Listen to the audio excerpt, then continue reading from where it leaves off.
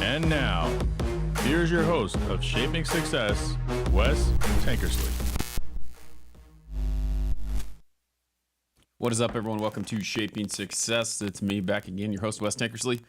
Thanks for hanging out. Thanks for being here. If you do me a favor, hit share, hit like, head over to the YouTube page to get in the conversation. We're looking at, we got it kind of going back and forth in here, and I appreciate you guys all being here. Went through yesterday and got, it's not even going to show my stuff. Let's see if we can refresh this. I got some stats here on the YouTube page. It's really cool to see those from time to time. I have not been looking at the stats on the podcast because, well, I've told myself I wasn't going to do it till the end of the month. But the Shaping Success with Wes Tankersley YouTube page, 29 new subscribers, 20.1K views, and 9,934 minutes watched. Couldn't do that without you guys. Thank you guys for hanging out here, trying to be more consistent in what I'm doing and being here every single day. Getting some new equipment, getting this camera finally set up, which was ridiculous because if you're watching on YouTube, you'll see how freaking crystal clear it is. What is up, mistuned? So this is Friday. It's Friday. We are rocking, getting ready to go. I've got a little bit of stuff going on, and I was thinking about something yesterday, talking to some friends yesterday about life in general and how I go about and I navigate things. And this is kind of the thoughts on my mind right now. But a lot of times we get stuck in the fact that we are willing to do everything we possibly can. And I kind of wonder sometimes in my mind if it's worth it. Is it worth it for you to do something for someone else to the best of your ability when they really don't care as much as you do? And I guess what I'm saying is there a time when you care too much about what is going on? And I've been thinking about this a lot lately because I really think about making everything that I do better. And then when I offer that advice or I think about those things or I go with what I'm trying to do, it doesn't really work out. Nikki is over in TikTok, so I'm wondering if the YouTube stream is not going like it's supposed to. Well, what do we do? There it is. Questions sometimes don't pop up over there. So anyway, that's been kind of my thing. I've been just kind of wondering in my mind, like, what is going on? Is it really worth it?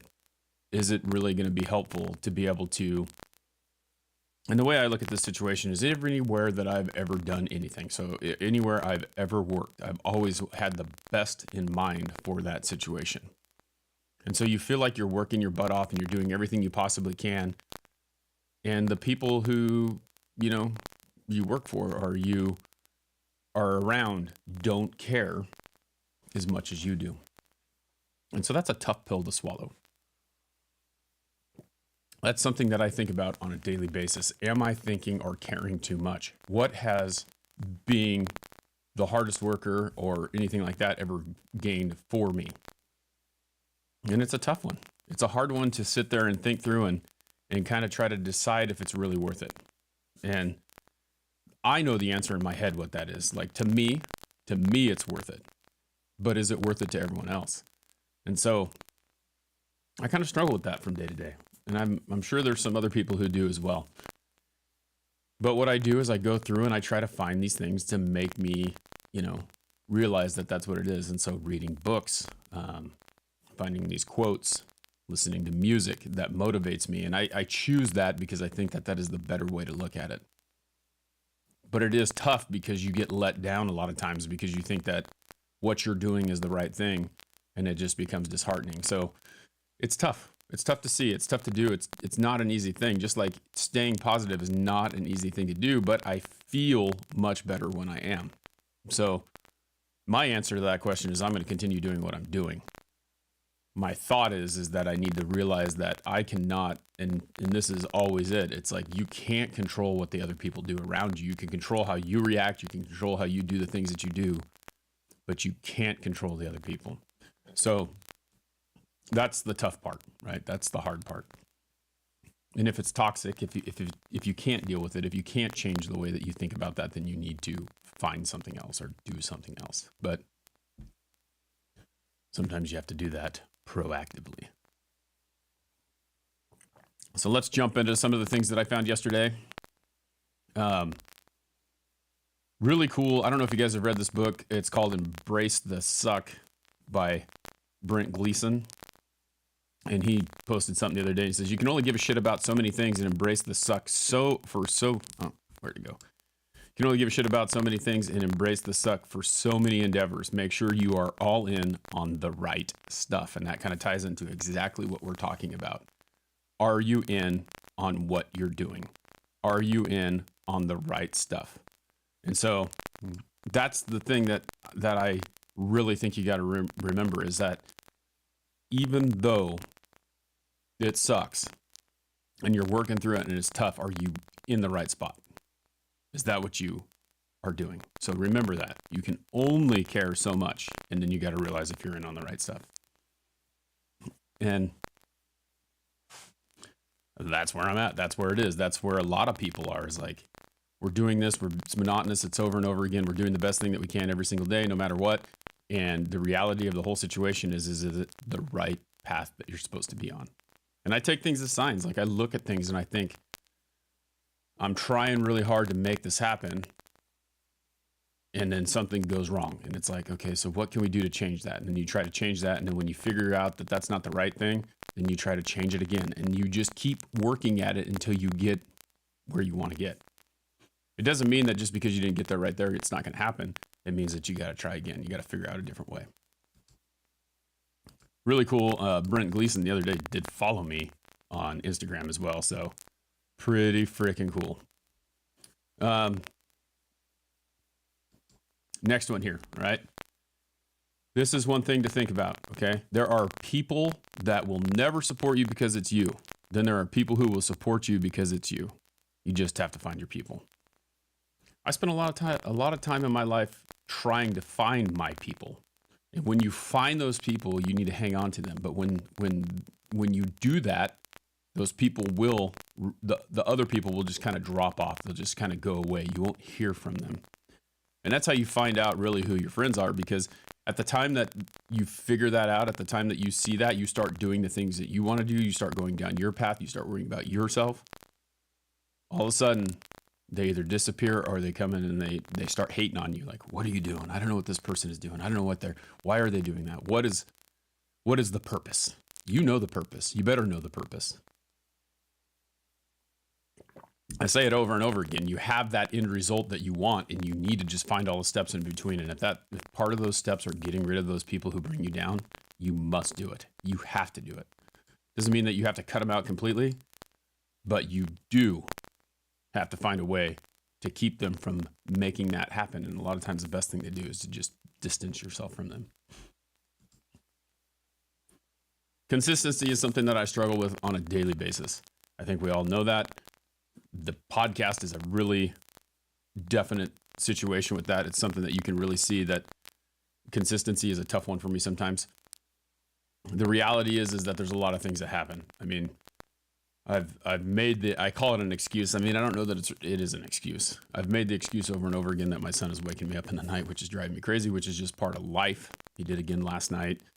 Not that I got up. I mean, my wife probably thinks that, or knows, I know that she does get up a lot more than I do with him.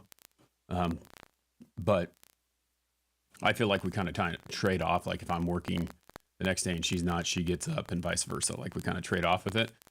But for me, it's like pretty detrimental to my sleep cycle, to me being motivated to do anything, because I'm so freaking tired when I wake up, or when he wakes up, because I lose some time. And it's not like he just gets up, we go in there and we rock him, he goes back to sleep. It's like he gets up, we go to rock him, he kind of goes back to sleep, then we go and we put him back in his crib, then he wakes up again and starts crying again. So like there's times where, like the other night, I was rocking him, he wouldn't go to sleep. So then I decided, all right, he just wants me there. So I laid him down on the floor and I kind of fell asleep a little bit for a while. Then he passed out, then I picked him up and put him in his bed. But it's like, it's tough. You're not getting that sleep that you need.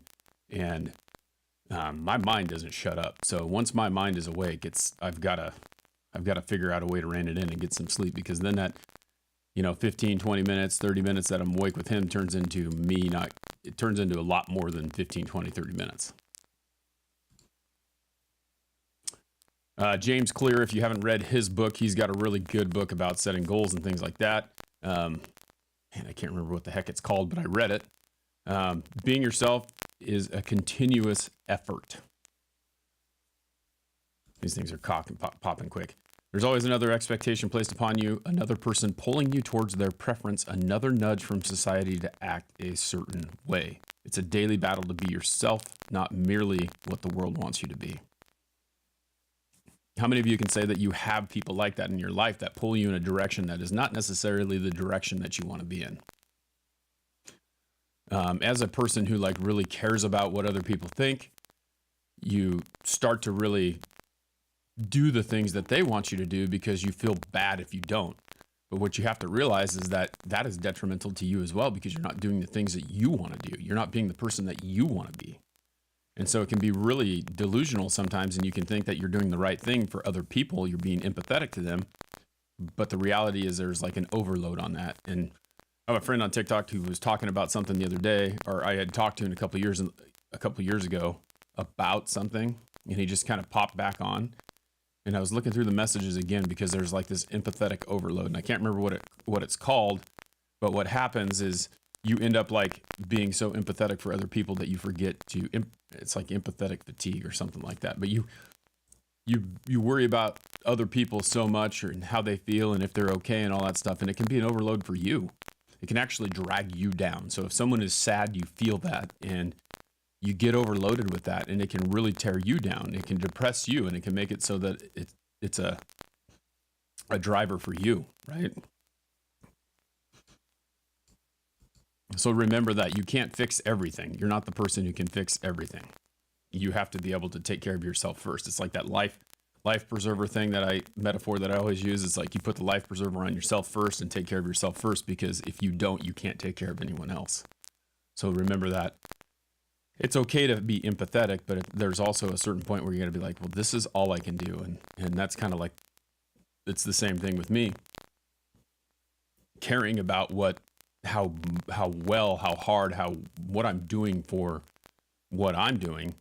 And then realizing that it really doesn't matter, that I need to take care of myself and make sure that I'm getting the things that I need to get. And that's kind of where I'm at. It's like, you can only do so much. Right? So remember, number one first, put your life preserver on first. Take care of yourself first. Doubt kills more dreams than failure ever will. How many of you does that ring true to? Doubt kills more dreams than failure ever will.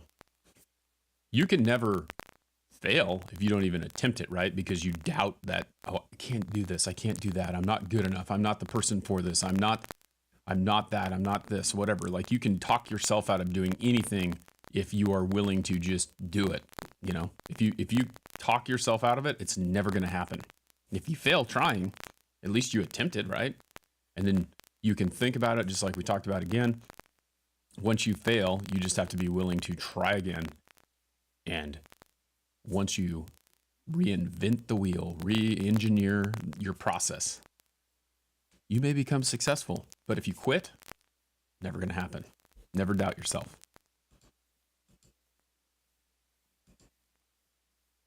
A couple more, and then we'll head out on this great Friday. I'm ready for Friday to happen. Got a message from my brother-in-law yesterday. He said that he's popping into town, which is always fun. Good to see him. He lives in Altoona, Pennsylvania, so it's cool to see him, and we always get to have good conversations and things like that. I don't see him enough. But anyway, success is not measured by the heights you reach, but by the obstacles you overcome along the way. If it happened really easily, and I think about this, and that really holds true to me, if it happens super easy, it's not really that rewarding to me. If I can get something done and there is a little bit of work involved in it, like it's the monotony. It's kind of like my job is like this, for instance, like it's monotonous. I need more, right? Like I don't have enough to do as far as like, I'm not challenged. I can go to the house. I can walk in there. I can I can sell to the person. I've done it 1,000 times. It's not that hard, and it's just not that challenging anymore. So that's what's tough for me, is like I always want to do more. And that can be a tough thing when you're in a place where you always want to do more, but they just want you to do your job. They just want you to do the little bit that you can, or the stuff that you're doing. It can be tough because it is not challenging. And then if it's not challenging, then if I'm not challenged, I'm bored. And that's kind of the way that it goes. Find a way to challenge yourself. Okay, this is the last one here. One day, and this is from my friend Andrew Ritterling. If you haven't checked out that episode, I think he was one of the last interviews. I got one more interview on the dockets, and I don't necessarily know if I'm going to do anymore. I mean, I may do one from time to time, but it's like the interviews just don't challenge me anymore, or not that fun. It's going to be more of a conversation of me just hopping on and talking to people. One day, you'll wake up and there won't be any more time. Do the things you've always wanted. Do it now.